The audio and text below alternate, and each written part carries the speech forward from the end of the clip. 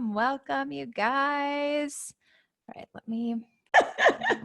It's so It's your fun. Britney Spears mic. That is so Yeah, cool. it is my Britney Spears mic. Can you hear me on my Britney Spears mic? I guess I should ask. It's good? Yeah. We're good? Okay. Yes. And how's my sound? You're wonderful. I love Okay. my Britney Spears mic. It makes me feel so legit. Yeah, Just so fun. I'm jealous right now. I want one.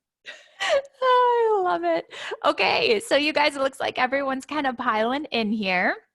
I'm going to set the stage for how we're going to do things today. Okay, so Meagan is going to do most of the talking, but I'm going to be in the chat and in the Q&A pulling any questions that you guys have out. I guess I should introduce myself. So I'm Andrea Nordling. If you guys don't know me, I am here to talk all things health and wellness, business building, and I get asked. Oh.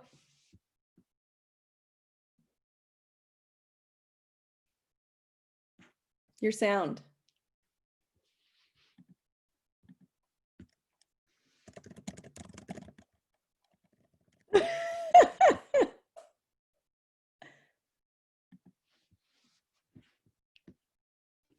Okay, now can you hear me? Yeah. Guys, my Britney Spears mic fell and I think it unplugged. Son of a gun. It looks good, but Well, I guess I'm just going to have to go with my regular mic. Okay, so we are going to talk all about building your audience, not your to-do list, with Pinterest because, like I was saying, I don't know how much you guys heard, I get asked all of the time how I have successfully grown my email list and my online business without being a slave to social media. So this is my favorite topic. And I always say, short answer is Pinterest. Pinterest is amazing. And Meagan is an expert in that. So I think I'll just let you take it from here. And then I'm going to be popping in, keeping an eye on the Q&A. You guys, if you go in the chat and you type anything, everyone will be able to see it. There's also a separate Q&A box. And if you type in the Q&A, then just Meagan and I will be able to see it. So awesome. Thank you, Andrea. Yeah, so Andrea already did a little bit of an introduction. My name is Meagan Williamson, and I am a Pinterest marketing expert and strategist. I kind of do all the things when it comes to Pinterest marketing, and I have been there, done that. You can't really throw me a curveball because I've worked with all different types of businesses and seen Pinterest go through changes, I was there when Instagram came out, when people started using Facebook strategically for their businesses, Pinterest, I've gone through all the ruffles of social media and marketing. And I think because of that, I come to this world with a slightly different perspective of how and why you should want to diversify your traffic when it comes to promoting your business, but not necessarily like, we're all busy. And so I do use that term of growing your email list, not your to-do list with Pinterest, because I think as online business owners, we do feel this pull that we need to be in all the places, doing all the things. Oh, you got to use Reels. Oh, you got to do IGTV. Oh, got to get in your Facebook community. Okay, hold on. Now I'm going live on TikTok, and it's overwhelming. So what I want to encourage you that if you're here today and you're watching, to really sit back and just be open. That's all I'm asking for, is to have an open mind. Andrea already shared with you that she herself has had Pinterest success with growing her email list. And I think that it's easy as an expert to say oh, Pinterest is for everybody, but it's not going to be for you if you don't bring your A game and you're not committed to it. And so I'm sure that you guys talk a lot about this, but mindset is 80% of the battle. And so if you aren't truly committed to a platform, you're not going to see the amazingness or the success or opportunity that it has for you as a business owner. So I just want you to be receptive, think about it, put aside all the things that you maybe think that you know about Pinterest. I've heard all the gossip, all the it's not for me, my people aren't there, I post. And oftentimes as a consultant, I get brought in for small business owners, solopreneurs, content creators. Huge corporate brands will hire me to come in and support their marketing teams. And I've seen behind the curtains in a lot of different marketing teams and what people are doing behind the scenes when it comes to their marketing. And without a doubt, even when people think they're nailing their Pinterest marketing, there is room for improvement, for tweaking. subscribers, sales, getting more traffic to your website. And what I find is there's often leaks, right? And so when there's leaks, you're not going to have the same success. So let's talk a little bit about why Pinterest is so important in 2020. It's so funny, just a little like story. This morning I was on a call with my own, someone who works on my team, and we were talking about Reels and how cool they are on Instagram, right? And people are seeing this amazing, you know, oh, I did an Instagram Reel and now I'm getting all these views. You know, what's weird is I noticed that my IGTV videos, which normally would have 400 to 500 people view them over the course of a few weeks, they are showing zeros across the board. Every video I have uploaded. So oftentimes platforms roll something out and something else breaks. So I love IGTV. I love that I can give mini 10-minute lessons, but now I'm seeing that all my hard work for the last 4 weeks on IGTV videos, but I don't mind because I've diversified my traffic. I never look at putting all of my eggs in one basket. So I'm sure this isn't the first time you're hearing this, but I really focus, I encourage the people that I work with to focus on their house and what you own foremost. So that's your website and your email list, because no matter what, you own those things, and because you own them, you have control over them. It's a privilege that we get to be on Facebook and promote our businesses. It's a privilege to be on YouTube, Pinterest, Instagram, TikTok, LinkedIn. All of these places, we're at their mercy. And so you need to think about, and this is why I say not to increase your to-do list, but if you're heavily focused on your content and reaching and helping and serving your ideal customer, right? Like we talk a lot about your ideal customer avatar and who they are and what they need. When you're doing those things, you're going to be thinking about how you can help them. And Pinterest, and this is what's so cool about Pinterest, Pinterest is a discovery platform that is looking for helping people who have problems and pain points. And if you are a solutions-focused business, and this is what often people don't think about, then you need to be on Pinterest. Because if people are searching for those things on Google or thinking about them, like how do I improve my diet? How do I balance work-life, I've just lost the word for it. I'm having a mom. Clearly you have a lot of it. Yeah. I do not have balance. That's what that is telling you.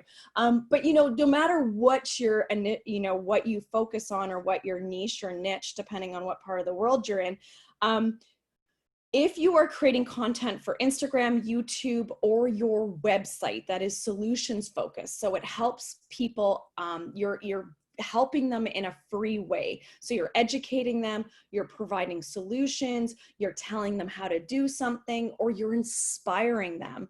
Those people are on Pinterest. And this is like a good little mindset shift that on Google, people enter keywords, right? Like you can do image searches, but they're not as popular, but you enter like how to start eating healthy, busy mom, like that type of thing, or how to remember to take my vitamins. It doesn't matter what the thing is. If people are searching it on Google, they're looking for it on Pinterest. And this is where Pinterest is really cool. Pinterest is a forward-thinking platform. So it's people who are they're planning, they're wanting to take action. So they're not yet ready to take action. So they're in that gathering stage. So they're out and they're looking for things that are going to help them. So I think oftentimes we default to thinking that maybe, they're searching just for like cute outfits, recipes, and craft tutorials. But the reality is, like, I just worked with a woman who's a divorce coach, and the amount of people who are searching how to get out of an unhappy marriage, how to move on from it, how to support my children through separation. It's crazy. Like I was shocked that people are going there and they're looking for inspiration. They're looking for strategies.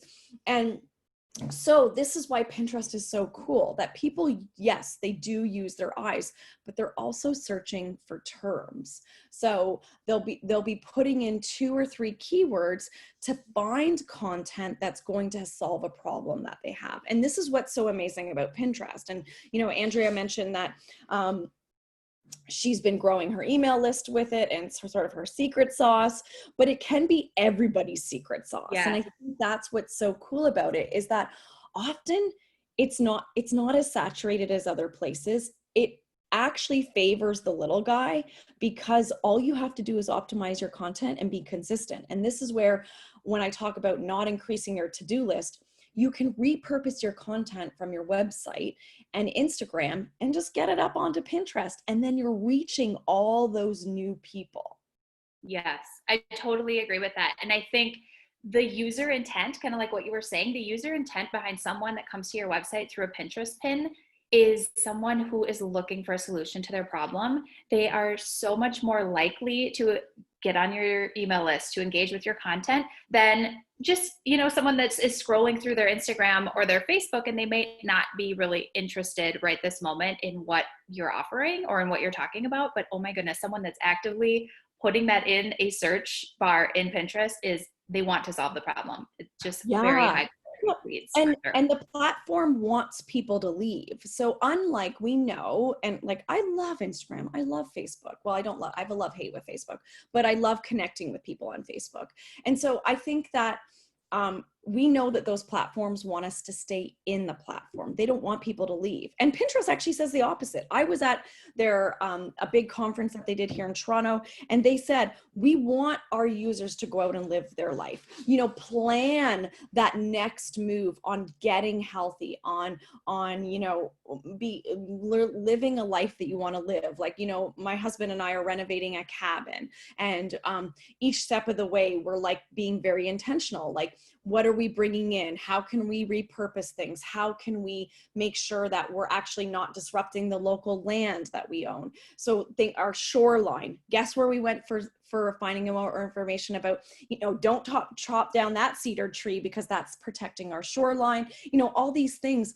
It's funny because not just as a marketing expert do I use Pinterest, but my husband and I use it in our daily lives, and that's where it becomes like, if I'm using it as a personal user, my husband is, the first day he was like, babe, look at all this great stuff on here. And Pinterest is like Google. It needs us as content creators, as business users. It needs us to be adding high quality information that's going to help all those people. And you know what? Pinterest is at an all-time high, because when COVID started to really take hold and people were like, wait a sec, I have to work at home with my kids. Wait a sec, I have to wash my groceries, or all these like creative solutions. I'm going to go camping, but I can't use the normally public showers. How am I going to start showering? That was like the camping hacks that are happening right now in Ontario are so cool. And they're all being found on Pinterest.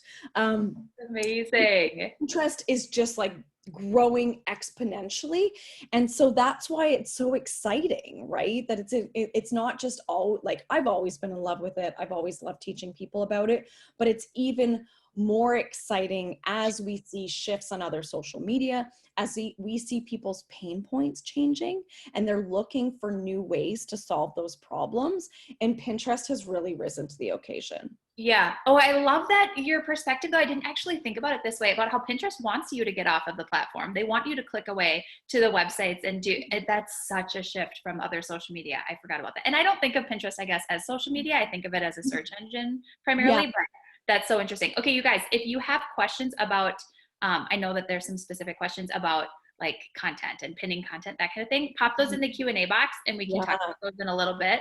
But I'm curious about, for someone who is not, that doesn't have a lot of followers on Pinterest, doesn't know how to transition from their personal to a business kind of focus on Pinterest. Do you have any tips for that, for someone just starting? So first off, make sure you have a business account. Like, that's a no-brainer, right? Because when you have a business account, it unlocks your ability to see your data. And I know that sometimes numbers can be intimidating. It's not that complicated on Pinterest. Literally, your number one thing is how many people are leaving Pinterest and going to my website, right? Like, that's it. And I think that When you have a business account, you can get more strategic because you start to see what's working. What are people saving? What's encouraging people to leave the platform and go to your website and read about your program, read about your service, read about your amazing blog post about your own journey of how why you do what you do. And so make sure you have a business account. Now, if you already have a personal account, in most situations, I get this question all the time in my Facebook community, and it's in my FAQ videos, is that people say, yeah, but Meagan, like I have a baby shower board in there. I have like, holiday outfit board, and like that, my business is X and but here's the thing, Pinterest loves humans. We love real people and we're nosy. And so, yes, of course, if you sell a program or a service that's helping, in the health and wellness industry, and you have 7 boards about how to build chicken coops, probably we don't need all those boards.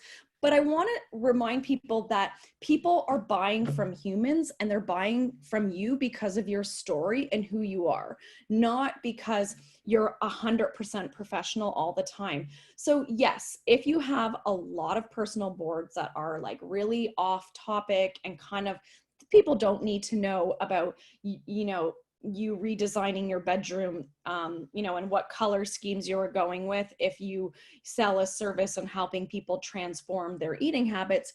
But what I will say is that the vast majority of your boards should be related to what your ideal customer is interested in. And in some cases, they are going to be interested in your decorating style. So you can have a few boards that are kind of like humanizing, that are off topic.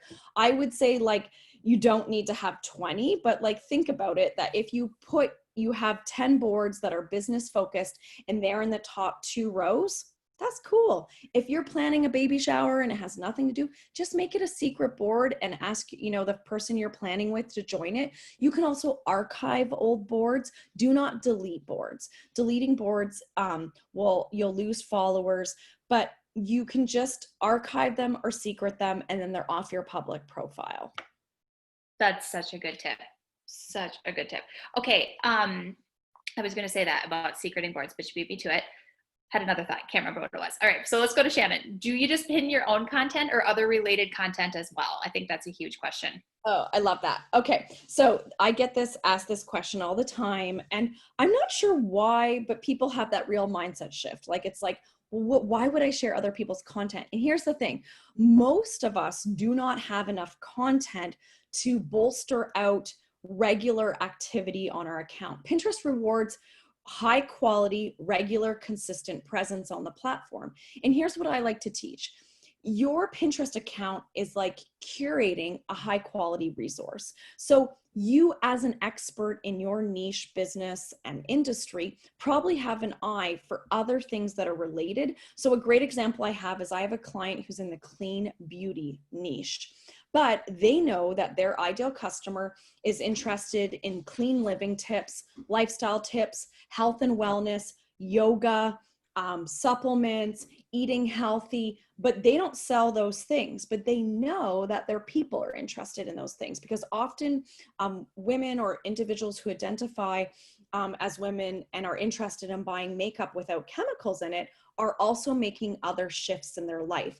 They're also looking at furniture with less chemicals in it. They're looking at cleaning up their eating and their, other products that they're putting into their home or their body. So I would say that it's important to curate other content to help provide a resource. And I know there's a few other Pinterest marketing strategists who are like, no, just pin your own content. That's fine if you have 800 blog posts. Sure, you could probably just pin your own content. Most of us aren't there. So just pin, you can, like, I call it like peppering, or like, it's like a quilt, right? Like, one of your own, a few others, one of your own. Pinterest rewards fresh content. What that is defined by is new images. So it doesn't have to be a new blog post, but it's a new image or new asset that links to that blog post. So you need to think about how that first time you pin it is when it's going to get the most traction. So long gone are the days of like one pin, one blog post and pinning it 100 times over the course of 6 months, you're going to get banned and locked out of Pinterest if you do that now. Okay, that's so fascinating. And I want to remind you guys that a really good strategy, if you love video, and when she's saying blog posts, you're crying inside because you're like, I don't want to do that. You can transcribe your video into a blog post and have your video embedded on your own website and make pins that drive to this. It doesn't have, we're not only saying that just written blog posts are the only way to. Same goes for podcast episodes, Andrea. So if you're a podcaster, make sure you have a page for every single podcast episode, and you can create pins until the cows come home leading to that podcast episode. So like, you know, and this is where getting repurposing, like I have a little repurposing system, but like I come up with the core thing I want to teach. And then I look at, what does it look like on my email list? What does it look like as a YouTube video? What does it look like as my Pinterest pins?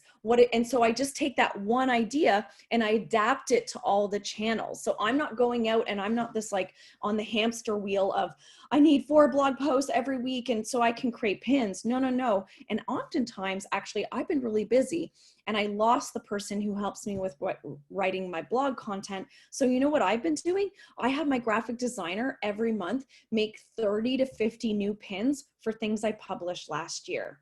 So Pinterest is rewarding that fact that I'm putting new assets, but I haven't created any new content since I think May.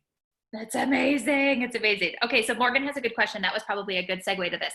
She said, so I know we can make multiple pins leading to a single blog post. We just talked about that. What's a good number of pins to make for a single blog post specifically, and how often should I make a new pin for that blog post? It really depends on your workflow. So if you have a really good sort of graphic design workflow of like new blog post or new landing page or piece of content, podcast episode, YouTube video that you're going to put on your website, it really depends. Like I'm sure most of us go in, it's like, okay, this is what I'm going to put on Instagram. This is my stories. I generally recommend that I make 5 to 15 and then I drip them out over time. You only need to put 1 or 2. You can also hide pins in your blog posts, and that's like a whole nother conversation. But there's ways of like only putting 1 or 2 embedded in your blog post, and then you can drip out the other ones over time. So I like to refresh my pins for content once every 3 to 6 months. So I just go back and I'm like, okay, I published that 3 months ago. Let's get another 15 new pins that I'm going to drip out over the month. That is so good. All right, we have another question. I don't have a Pinterest account. Should I create a personal and a business? There we go. Okay, should I create a personal or business, and what should those be named? Is there a suggested naming convention? So you can actually turn, I mean, Meagan, you can answer this in detail, but you just actually can turn a personal into a business, and yeah, no big deal. Yeah.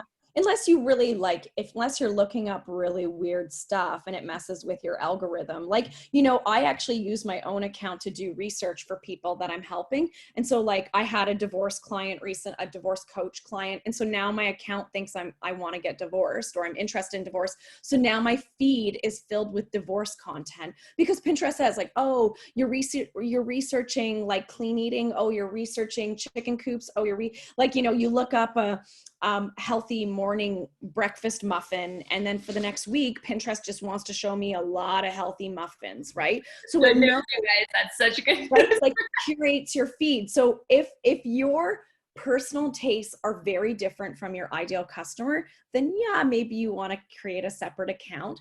But the reality is like, I know. So here's a good example. I'm in the Pinterest marketing world. A lot of my boards are about Pinterest marketing, but my people are also interested in building online courses, digital products, email marketing, blogging, website optimization, SEO. And I'm also interested in those things. So what I do is I curate resources on those things. And then, yeah, I pin like a new quiche recipe. I'm not too worried about things being perfect. And I know that my people, they know that I'm human. They know that I sometimes swear. They know that I'm not perfectly curated, or that my dog is at my feet and he's going to move around when I'm doing filming. So I feel like I bring that to Pinterest, that it's like, we love the like perfectly imperfect, right? Like just taking action and being there. And I was looking up sales funnel stuff recently. And so I was just like, it's okay. Like if I'm interested in, other people are, and I was interested to see what content existed on Pinterest in that industry. And I think that if it's going to help people, then I curated, if I saw 50 blog posts that were about sales funnels on Pinterest, I found the best 5 and I shared it with my account so that they didn't have to sift through all the content. That's so good. Okay, so speaking of, I bet that there are a lot of questions about this. No one's asked it specifically, but I need to ask. Do you still use Tailwind? And when we're saying like you're pinning, it sounds like this is a laborious all day long process, but I know it isn't. So can you talk about how you automate that a little bit? Yeah, so I actually automate, and I recommend to everyone else do this as well, is that you can automate your Pinterest activity. I wouldn't say 100%. And actually there's a presentation on this at the summit that I'm hosting from Pinterest themselves. So Tailwind and other approved partners, I actually saw in the chat that someone mentioned later, I don't care what scheduler you use, as long as it has API, which means it's an approved partner, and it means that its technology is approved by Pinterest. So you aren't going to get into trouble. If anyone remembers, there used to be a program called Board Booster, and it actually violated I don't know what the name is, but the technology violated Pinterest's own code. And they said, you need to get your act together or we're going to shut you down. And they refused because they asked for permissions that they weren't allowed to ask for from their members. And Pinterest said that violates our code. You need to stop it. And they wouldn't. And that business no longer exists. And I'm thankful because I never really liked what they were encouraging people to do. So just make sure you're using a scheduler that has API. My favorite is Tailwind. And I think because it is just so much more robust than all the others.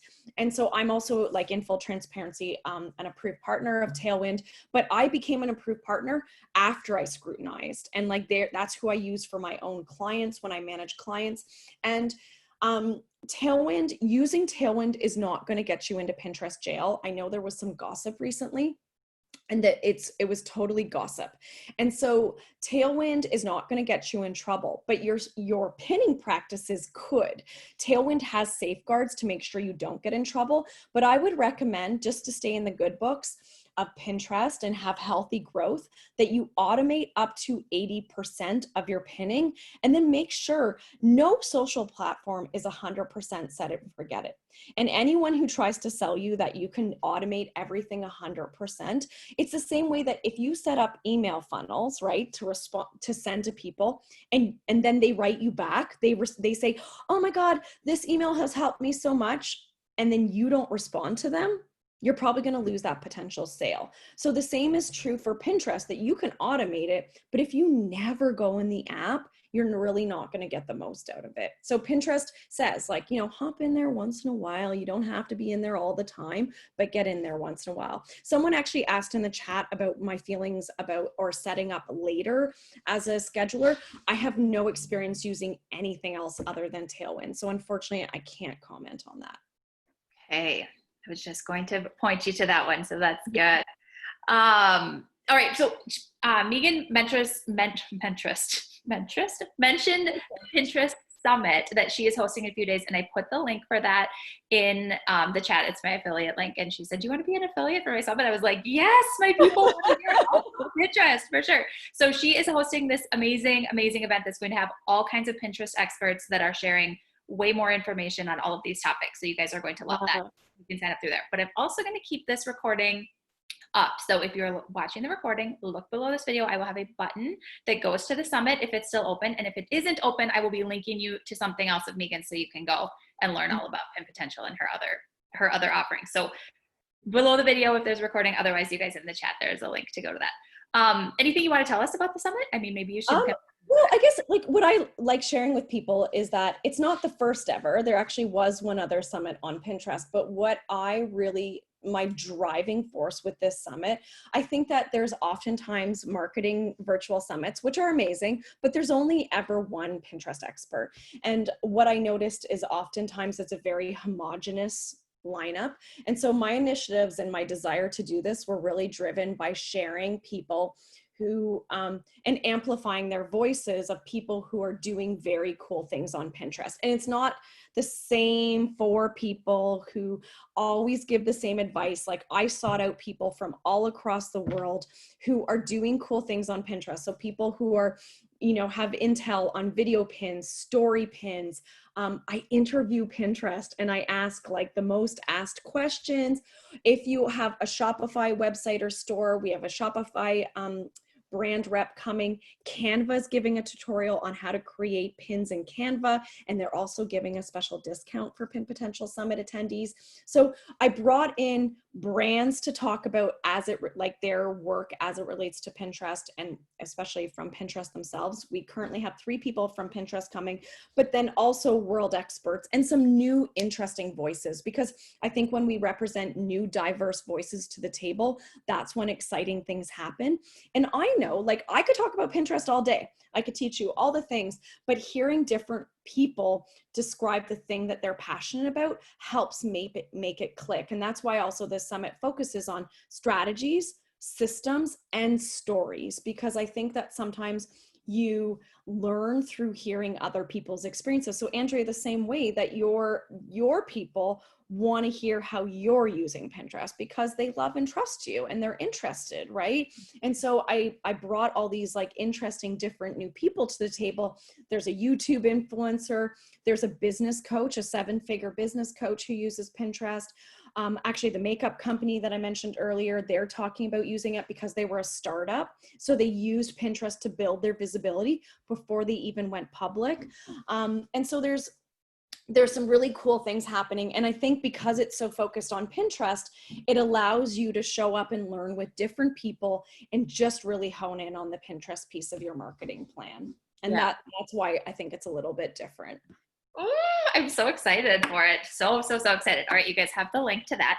I see a couple other kind of related questions. So a good one, Andrea says, when you pin your own stuff like blog posts, do you create a board of your own and pin it there? And then she also kind of followed up with, and do you rearrange the boards on your page so that the first 2 rows are helpful pins related to your business? Yeah, so I would put your business boards at the very top of your account. So it's the first thing that people see.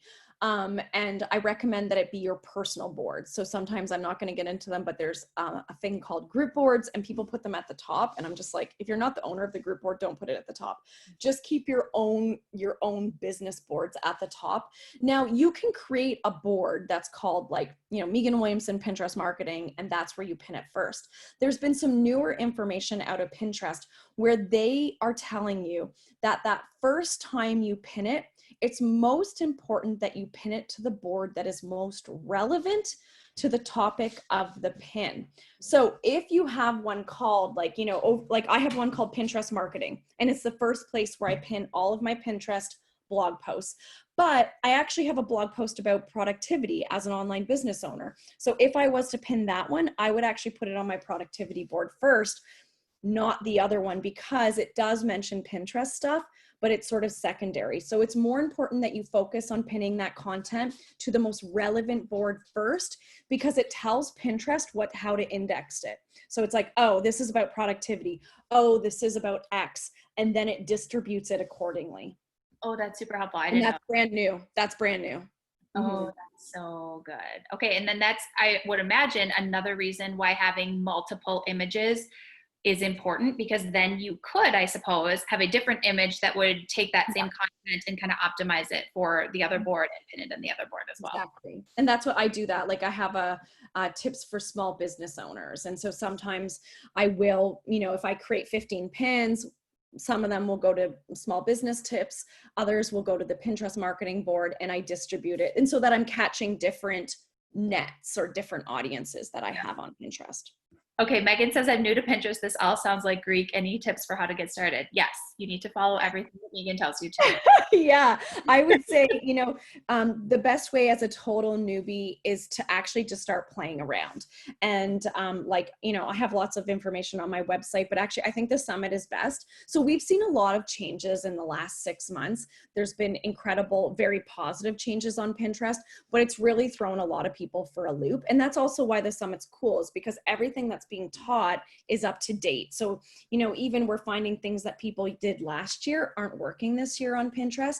And so to make sure that you're starting in the right place, the summit's going to be amazing. We have people who are, big picture, little picture, very hands-on workshops.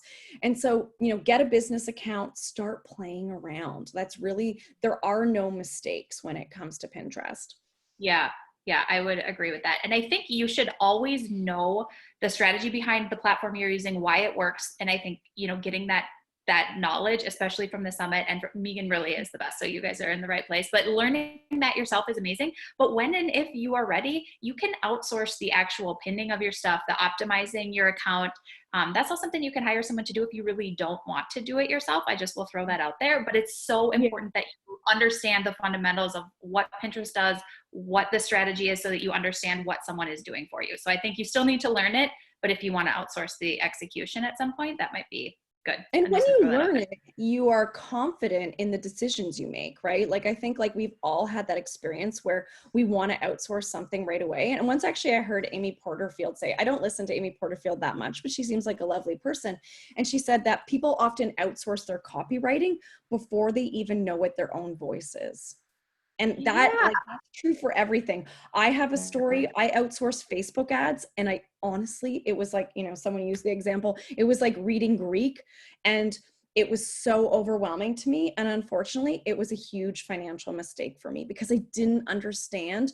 I wasn't empowered to ask the right questions because I didn't know what I was looking at. So I couldn't help the person. It was a $25,000 mistake.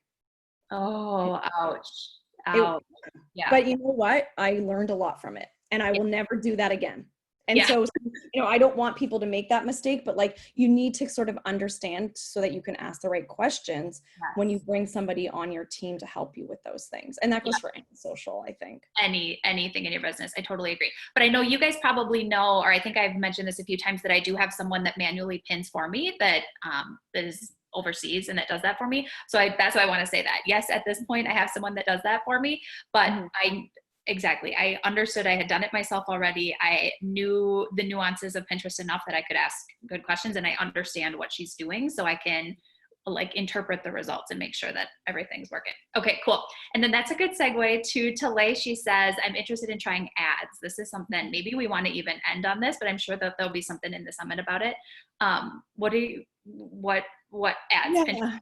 So Pinterest ads are really, really cool. I love them, but they are trickier for conversion. So we find that they're easy for running, just like visibility, getting a lot of people onto your website, but it's actually making a profit from them that's harder. So here's the funny thing. So there are a few talks on Pinterest that's actually in fact, we have someone from the Pinterest ads team coming to answer the top questions presented by like small businesses. And what I find is, because the Pinterest tag, and I hope this isn't overwhelming, but Facebook uses a Facebook pixel to track your people. And anyone who says like, oh, I looked at a website and then I saw ads for it, it's because the pixel was following you. So Pinterest has the same thing that's called the Pinterest tag. And oftentimes your tag has no information. So it takes much longer to optimize and understand what you want to do with it. So it can take 3 weeks for your ads to optimize on Pinterest. They're great for driving traffic. I think conversion ads are a little bit trickier. Definitely though, like I run Pinterest ads all the time for myself, and I encourage other people to do it as well, but you have to know what you want. Like, what do you want people to do? And actually, so there is someone who's really, really well known in the Pinterest ads world, an independent person. Her name is Monica, and she's giving a presentation called The 6 Steps to Mastering Your Pinterest Ads. And she gives 6 really super simple things you need to do when you first start considering and then using Pinterest ads. And I would say, like, I'm not trying to get out of this question, but watching her presentation literally will answer all of that for you. Okay, I'm for sure going to be watching that as well. I've never run Pinterest ads. Pinterest has been so good to me for free, and I've never run any ads, but I'm interested. Well, I think like most like most paid advertising, it's really good to have a strong organic foundation. And then once you've figured out your people on that platform, to layer in the paid. So don't just run paid to run it, right? Like run it because you already are seeing organic success. And then it will tell you Pinterest will tell you, oh my God, this thing's going viral. And then it's like, oh, could I get in front of more people? Or if you know what your highest converting lead magnet or blog post is, then hey, that's an amazing thing to promote on Pinterest, because you're just bringing more visibility and more people into your sales funnel. Yeah. And that's so easy to see, you guys, with a Pinterest business account. The analytics is very straightforward and easy to read and see what's going to your website, what people are clicking on. It's super easy. Woo, so good. You guys have great questions. Oh, we have new ones. You're probably reading them right now. I didn't see them. I am looking at them. How are we doing for time right now? Are we okay? We're good. Yeah, I think we're good. Okay. Should I go through my old pins and make sure they all go towards quality blog posts? Yes. So I think that what you want to do, don't delete old content, just let it go. But I would say you would want to look at old blog posts and see which ones are still really valuable and make new pins for existing content. Okay. All right. So that kind of probably segues to Carrie's question. I have a great set of pins to a blog post, keyword optimized, great content, but it hardly got any repins. I tried promoting as an experiment, but definitely can't do that all the time. Would you recommend making a new pin and pinning again? Yeah, I would actually look at your creative and try to figure out why it flopped. So it could be a combination of your pin designs, like, there could be a lot of room for improvement, or it could also be the keywords you're using. So there's a reason why that it flopped. And I think when you do that really strong strategic keyword research, we actually have 3 presentations just on Pinterest keywords, and each one is about something slightly different that's going to help you really narrow down your keyword research. But when you nail your keyword research and then figure out what pin designs drive the most traffic, you then rinse and repeat from there, right? And that's where we also actually have presentations on understanding which of your pins is top performing, and then how to sort of figure out which ones are doing best, so that when you go to make new assets or Pinterest graphics for older content or new content, you know which ones are going to drive the most traffic, and you can create pins that look similar but with the new tech. There's all these components: text overlay, your images that you're using, is it legible? So just have a really open mind. And I have pins flop too, right? Like I'm not completely I also have this happen, but what you just do is you're making educated, you're looking and making data-driven decisions. I tried something that I didn't think was going to work for me, and it's like one of my top traffic driving pins. And I'm like, look at that. I went outside my comfort zone. I did something that I had done for a client in a very different niche. And I was like, said to my designer, let's just try it. Let's just try it. And we both were like, nah. And it I got tons of traffic from it. So just being open-minded, right? Like even I'm like, oh, look at that. Oh, that's so fun. I love that you're giving us a teaser of everything that's in the summit too, because I'm so excited about it. Well, so I've watched every presentation except for 3 that I'm waiting for today. Of course, there's always late people, right? And like watching it, I'm like, oh, I love the way they describe that. Or, and I know a lot, I've seen a lot of things, but like even just hearing somebody's story or the way that they use their Google Analytics, or like a little shift, like try this. And that's why social media is a constant experimentation and trying and shifting and evolving with our audience. And so like, that's what, that's why we go to school, right? Like if you did any sort of, you go to a workshop or you do a degree or you go to a class, like you're going to learn and hear and absorb new information, then apply it to your own worldview. And that's, social media is the same. Yeah. Yeah, absolutely. Okay, so you guys want to know everything Pinterest. You want to follow Meagan everywhere. I will link to it as well, but let everybody know. Well, actually, I've been saving the best for last, because everybody knows I'm a membership geek and I love all memberships. Yeah. And when you go sign up for the summit, you will be on her email list and she will tell you all about it. It's called Pin Potential. But where does everybody follow you? Aside from, of course, you guys are going to sign up for the summit or whatever amazing thing I link to if you're watching later. But We'll find you.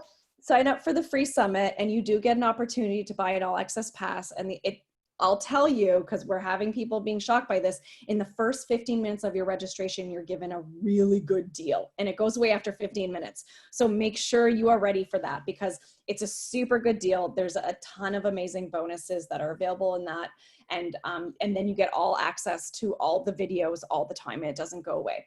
So you can find me on Pinterest as Meagan Williamson. Now that is a hybrid account that has my old stuff and my new stuff, because I don't believe in deleting things.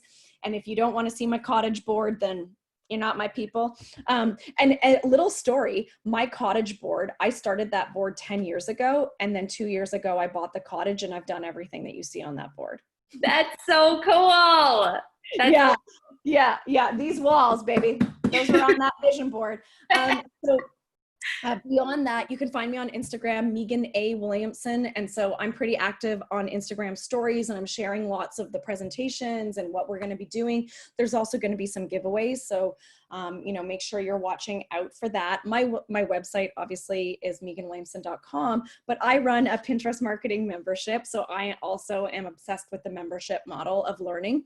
And I think that for me really came out of, a true, like, I couldn't sleep at night thinking about putting out a course and it becoming outdated overnight when social media shifts. So I created a membership that includes core teachings, but regular live training and coaching calls, and that like very high touch support, but in a group format, so that we can all learn together. And so that's pinpotential.com. So obviously the summit is an extension of that, as it's called the Pin Potential Summit. Yes. Okay, I'm so excited for everybody to dive into this more, because I just know that for most of us, if you're talking about health and wellness in any way, your people are on Pinterest, and they are searching for the answers to the problem that you answer. So I'm excited for you guys all to use it. Go sign up for the summit. Yeah, thank you for coming and chatting Pinterest with us today. It was amazing. Yeah, you're so welcome. And I always love chatting with you, because you have such interesting insights, right? Like last time we talked, it was the same. You've seen and done a lot of things, and you're a very savvy online business owner. And that's what I like seeing, right? That gets me really excited, because you're living proof of what Pinterest can do for you. I would have to say Pinterest has been my friend, for sure. I love me some Pinterest. All right, you guys. Well, thank you everyone that was here too. It's fantastic chatting this morning. Bye, everyone. All right. Take care, guys. Thank you. Bye-bye.